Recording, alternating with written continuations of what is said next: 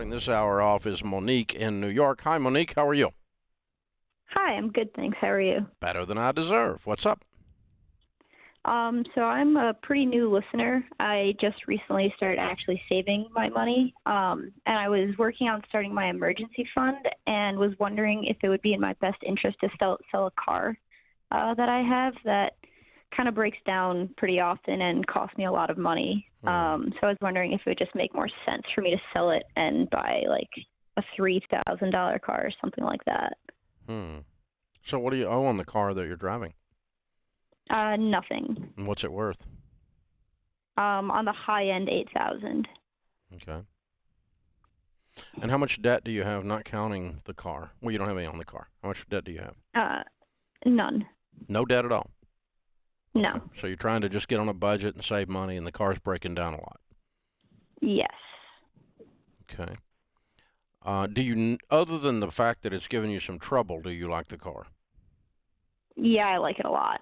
It's my first car. I got it for my birthday. Kind of attached to it, but at the same time, if it's going to cost me more, Hmm. then Mm-hmm. Mm-hmm. How old are you? 22. And what'd you say your income was? I make roughly 1,800 a month. Okay. So you're making about $20,000 a year. Are you still living at home? I'm living. I have a roommate right now. Mm-hmm. So rent is pretty cheap. Mm-hmm. I just graduated. I don't really have a direction yet, so I'm kind of at like a Cool. random job working right now. Oh, gotcha. Okay. What's your degree Yeah. in? Biomedical sciences. Okay. All right. Well, what happens to all of us when a car breaks down more than a couple of times is we get pissed off because it's Yeah. inconvenient, and you just get mad at this stupid thing. And what happens if you're not careful is that'll cloud the actual mathematics of the situation just because you get so mad. You're just like, I'm dumping this thing. So Okay. what I would do is to get past that a little bit, I would go back and itemize and make a list of the actual dollars that you have spent on the car in the last 12 It's months. well over 10,000. That's not only 12 months then, but overall the car has cost me over 10,000. I got it in You've 2012. written that down and itemized that. I've calculated I've kept the receipts from the mechanics and stuff. You spent $10,000 on an $8,000 car. What in the Well, I world got it. went I wrong got with it this new. car? Yeah, I did have it new. It started having trouble from the beginning. So in the beginning it made sense, but then it kind of added up, and it's not making as much sense to me anymore. How long have you had the car? It's a 2012, so 7 years. Okay, all right. And how much have you spent on it in the last 12 months? 2,000. Okay, that's more. To 2,500 roughly. Yeah. Okay, but you're saying 10,000 since 2012. Yes. Okay, all right. Because I thought, my God, you just had to rebuild the whole car a second. I didn't know what you're talking about, but Yeah, it feels like that sometimes. yeah. Okay, what kind of car is it?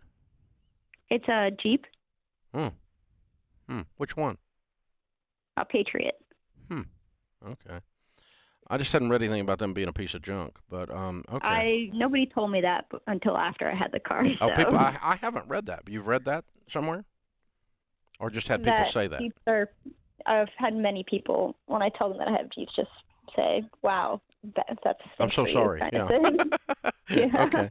Well, I mean, Exactly. here's the thing. If I have had I've got kids that are 10 years older than you, and if one of them was your age and was in your exact situation, I might say, yeah, go ahead and sell the car. But no, I would not buy a Mhm. $3,000 car. You have $8,000 from the Okay. proceeds of this car. I would buy a nice, solid, dependable that you've researched Okay. and you've had a mechanic look at for you before you Okay. buy it car for $8,000. Okay. Get you a good. My only concern with that is that I don't have a job lined up, so I was hoping to save a little bit more to give myself more cushion. Well, you're making 1,800 a Um, month, and you don't have yeah, heavy expenses, so you do have a job. It's just not the job. correct. Okay, so you're going to be fine. I mean, If you want to move down to a $7,000 car and put $1,000 in the bank, that's fine. But you don't Okay. have any payments, and you work an extra job if you want to build up some money for savings. I don't want a Yeah. 22-year-old single lady going down into a piece of junk when you don't have to. Okay. You don't have to in this situation. If you told me you had $8,000 owed on it, I might move you into $1,000 hoopty temporarily and just tell you to get out there Yeah. and scrape and grind and get after it. But I really wouldn't. I mean, I'd get you in a nice, solid car that's dependable, and you can get a lot of car for $8,000 if you watch what you're doing, or $7,000. So I think you're through with this car emotionally, and it sounds like it's got a bad reputation. You've researched that out. So research out something like a little Honda Accord or something that's got a good reputation, and get you the best one you can get, something like that for driving stock for the next 2 or 3 years.